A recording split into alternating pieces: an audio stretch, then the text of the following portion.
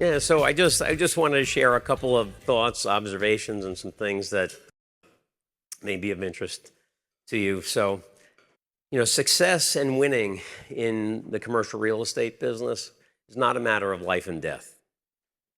It's much more important than that, right? And that's a quote attributed to a guy who was the head coach of the Liverpool football team in England. And, I think that when you look at real estate and winning, one of the great things about it is that it gives you so many opportunities to win. So many opportunities to win. Win and getting the call that a client wants to sell or transact. Win giving the pitch, getting awarded the business, signing the contract, closing the deal. Lots of wins in all that. And that's a great thing. So I think we're all very fortunate that we're in this business that, from my perspective, is really the ultimate meritocracy. You get out of it what you put into it. So I'm going to share a little bit about my experience at Massey Knakal with you. It was a firm I started. I mentioned to Ken, I started at CB, met Paul Massey. At the time, CB had about 60 brokers leasing office space, about 20 in the investment sales department, 20 in the retail leasing department. 4 people were in the investment sales department. I wanted to sell buildings. There were 3 guys with 20 years of experience, and Paul Massey, who had just gotten out of a 1-year training program. I show up the first day, the boss says, "Hey, follow Massey around. He just got out of a training program. He knows where the coffee machine is. He can tell you what's what here." So day 2 on the job, Paul and I are having lunch, and it was clear the guys with 20 years of experience weren't going to spend a lot of time with us. So we said casually, "Look, let's just work together, split everything 50-50, see how it goes." And that was the start of a 30-year partnership. So you talk about serendipity and luck. But 2 years later, Paul and I were made the heads of that investment sales department. So the guys with 22 years of experience at that point were now working for us, which was great. But we left CB in November of 1988 to start Massey Knakal. And we started the company based on the premise of having a territory system. Again, we talk about market knowledge. And back then, we implemented a geographic territory system similar to the way residential brokers farm. They call it farming. A residential broker work one neighborhood, go to every house, knock on doors. So we did the same thing. We each took a little section of town, got to know every property owner on the block, and really knew what was going on. So it created a way for us to specialize, differentiate, and it was a competitive advantage. So we had sold 3 buildings. I remember we pitched a building on 58th Street, and we met with the owner. They said, "Oh, well, we've talked to other brokers that have sold so many buildings. You guys are new. You've only sold a couple of buildings." We sold 3 buildings. One was down the block, one was across the street, one was right next door to you. We know this market better than anybody, and we can be a better advocate for you in terms of convincing a buyer to pay more for your property. And that got traction. People like that. We had an expertise, and we were young, and we were just starting out, but we had an expertise because we knew that marketplace better than anybody. So, P.S., we started the company with just 2 of us, grew the company to 250 people in 4 offices, ran the business for 26 years and 46 days. From 2001, when Coast started tracking sales volume in New York, from 2001 to 2014, we were at the top of the sales activity chart every year. And by the end of 2014, we had sold 3x times the number of properties as the number 2 firm. So we had a dominant market share. Again, 250 people, 4 offices in New York. And we sold the business to Cushman at the end of 2014 for $100 million. So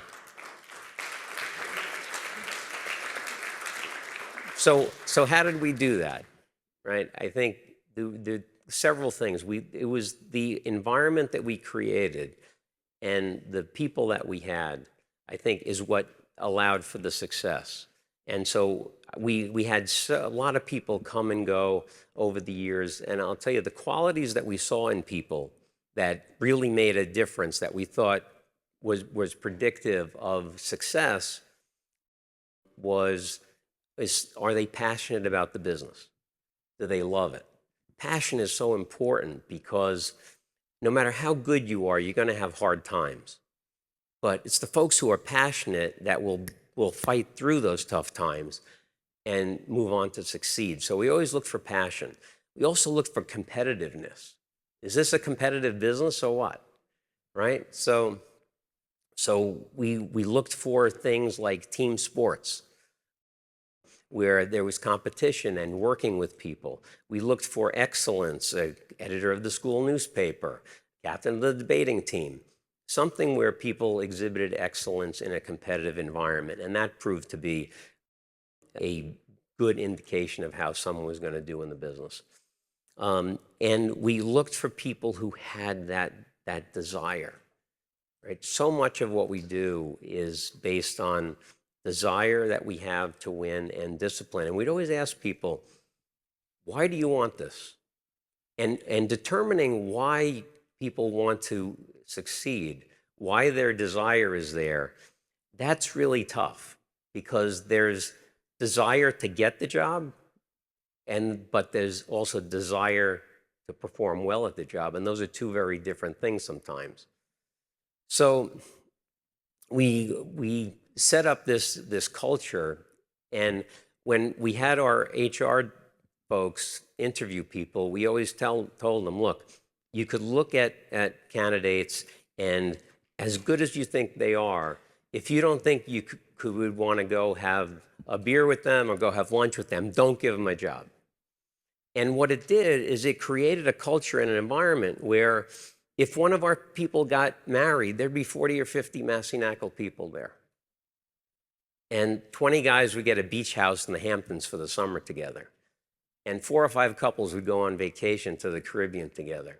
And that was something that I'm really, really proud of, right? If I look at everything that we did, the way that we encouraged people to feel like they were working with their friends, the environment, everybody was pulling for each other. And that was something that I thought was a great outcome, a great way that we were able to succeed. And we also focused intently on training. We invested in our people, taught them the business well. And the thing that I'm probably most proud of everything that we've done is today in New York City, there are 22 investment sales companies or divisions of companies that are run by people who learn the business at our shop. So I haven't heard anything like that in the marketplace, and it's something I'm very, very proud of. So how did all that happen? It was a system where we focused on that training.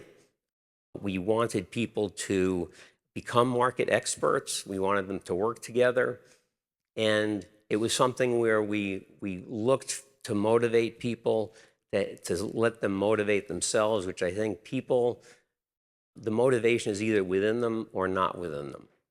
And so much of what we do, we've learned so much at this conference, but the difference between knowing what to do and actually doing it is such an extraordinary difference. And Rod talks about this. Didn't you write a book called Knowing Isn't Doing? Right? So the thing that we have to all remember is to actually do it. To actually do it, right? And I think that I've heard a definition of hell, and hell is your last day on earth. The person you've become meets the person you could have been, right? And the biggest lie in sales is that, oh, there's nothing I can do. Oh, the market's bad. You know, oh, I got unlucky on this deal. It's out of my control. You can do great things. And I think a good leader, and you're all leaders. You're leaders whether you own a firm or you're running a team or you're just working on your own. You are a leader.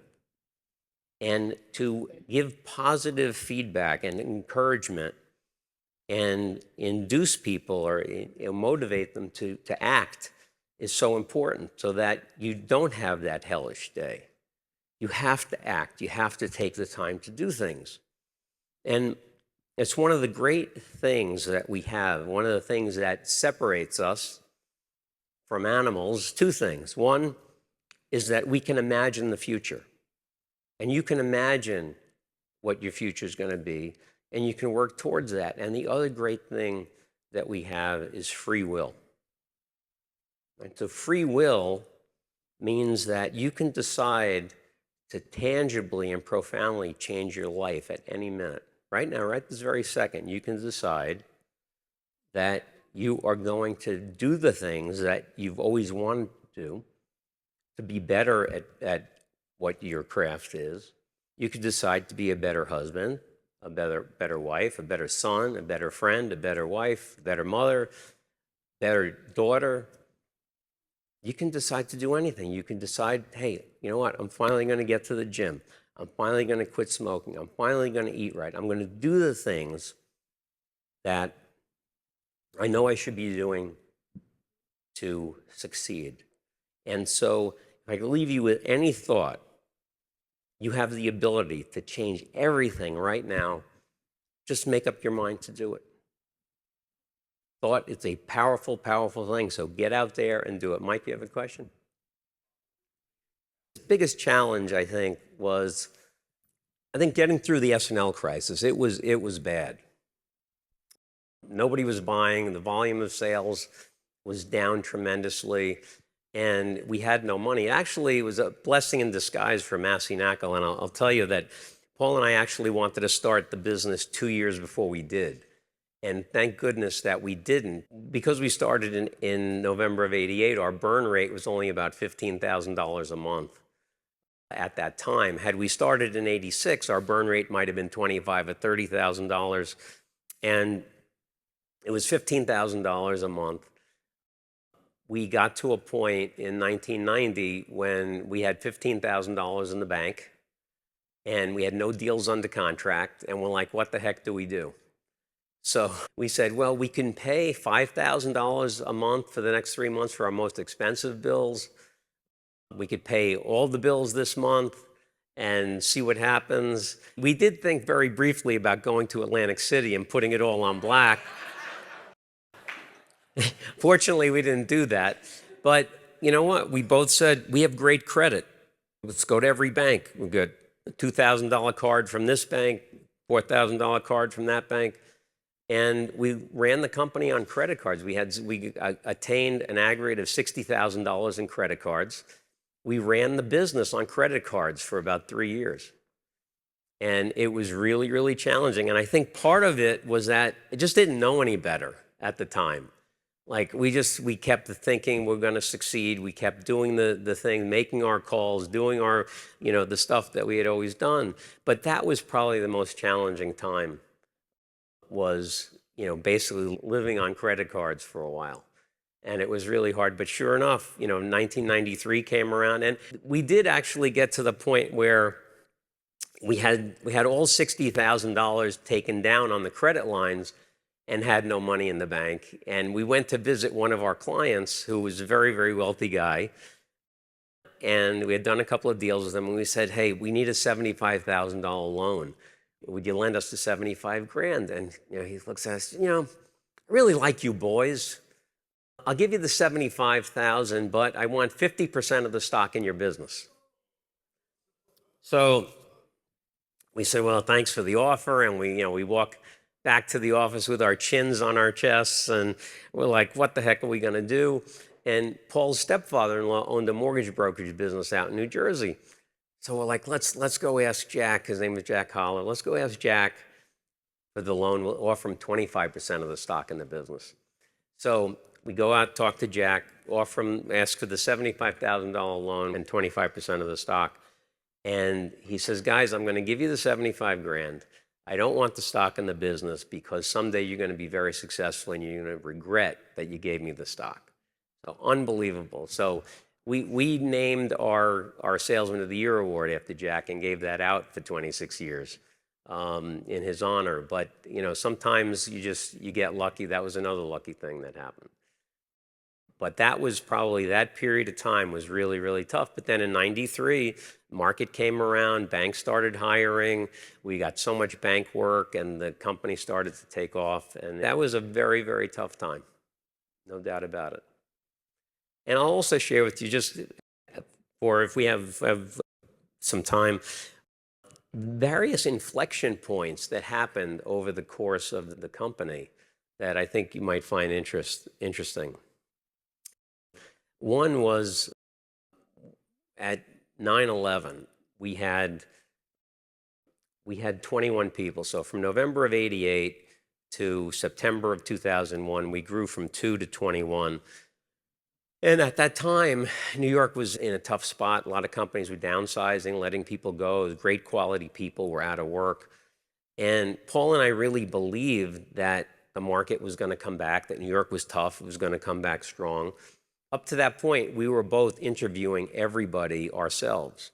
So we said, you know what, let's go out, hire a director of HR, and hire all these people. And we went from 21 to 2 years later, 150 people. And the market came roaring back. We had, at that time also, we opened up an office in Queens, we opened up in Brooklyn, and that was an interesting inflection point for us too, because we had this territory system where we started out with Paul in one territory, I was in the territory next door, and then we put somebody to the north of us and somebody to the south, and we grew like a jigsaw puzzle. And when we had all the territories filled, we're like, in territories in Manhattan, we said, what do we do now? Do we do office leasing? Do we do debt? Do we lease stores? And we're like, we don't know anything about those businesses. We know how to sell buildings. Let's go out to Queens. So we opened up an office in Queens. A couple of years later, we opened up an office in Brooklyn. And this was way before it was cool to be in the outer boroughs in New York. But then when the market came back in 2004, we were way ahead of everybody else who then started to get into the outer boroughs.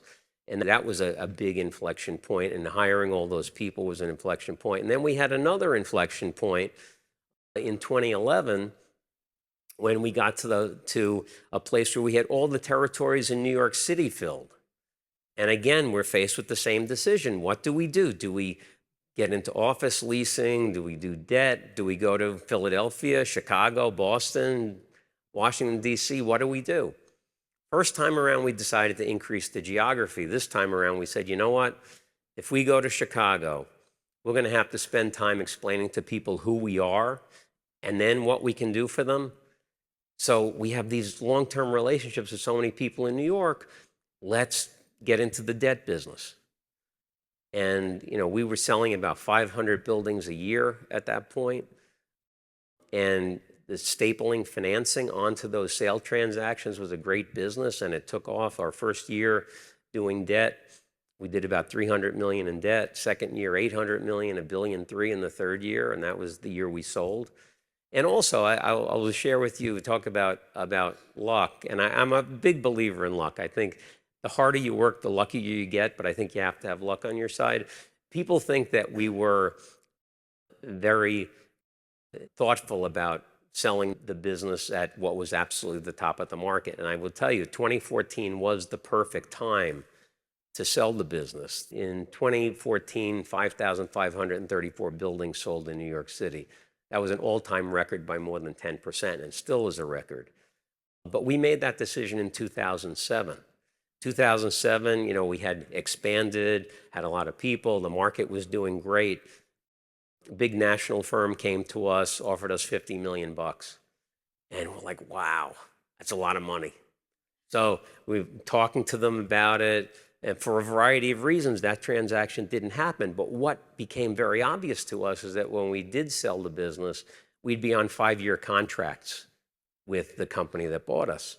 And so we looked ahead and we said, well, in 2015, Paul will be turning 55. And the perception of these contracts is that they'll be much more valuable if we're in our 50s than if we're in our 80s. So in 2007, we said in 2014, if the market doesn't stink, we should think about selling, because we formed the business with the idea of one day selling it.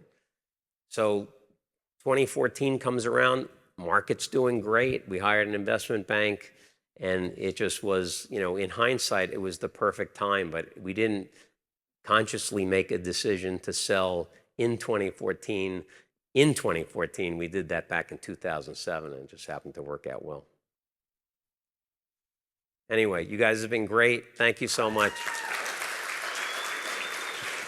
Please welcome back to the stage, Ken Ashley. There you go. Listen, you're a great pal. You're a great friend of CREiSummit. And I want to give you a CREiSummit water bottle. Oh, I was hoping I was going to get one of these. So you can put this on your desk, and we, just like Lee, we can be in your office all the time. Awesome. You're a great leader. Thank you very Thanks, much, Bob. Ken. I Thank you. appreciate you. All right, give him another round of applause.